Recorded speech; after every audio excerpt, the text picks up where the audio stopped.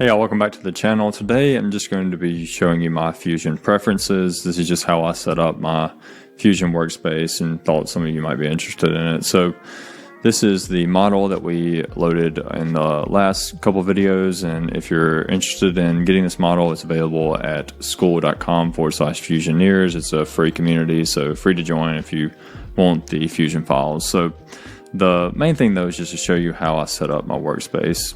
So I'm going to come up here and then change my preferences back to the defaults and click OK, apply.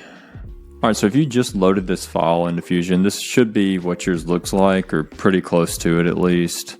And there's a couple things that are here that I don't particularly like in my design files. So the first one is this grid. I just don't really like the grid, to be honest, so I turn that off. So you can do that by clicking layout grid here. You can see that that goes away. So now everything's nice and clean. I just like the workspace to be pretty clean looking.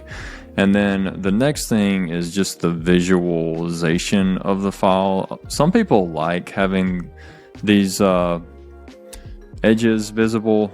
You can see here like this black line there and around the corners, but I personally don't like that. So I go and just basically turn off all of these effects. So I turn off ground plane, I turn off ambient occlusion, which you can kind of see how that maybe makes it look a little more realistic. And then I also turn off anti-aliasing. So I make it pretty plain as far as the design here. And then for visual style, I just turn it to shaded, so you can see how the edges aren't visible anymore. And that's just really personal preference. And part of that is because some of the more complex models start to bog down your computer if you leave all the stuff on. So I try to kind of simplify that. And I think it still looks good. And a video coming up will color this and make it look a little pretty. But right now, this is just kind of my setup. So that's really all I do. And part of the reason why I don't have the edges visible is, one, because if you just hover over them, you can see them pretty clearly.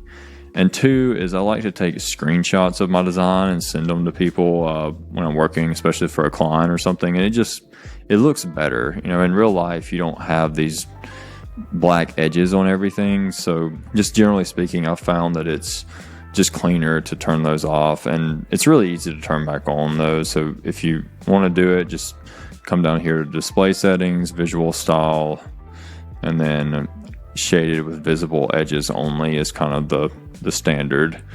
So that's the preferences that I like. If you want to, there's a lot of different options here, but that's just what I use. Let's go ahead and turn these back off. And that's all I really have for this video. So see you in the next one.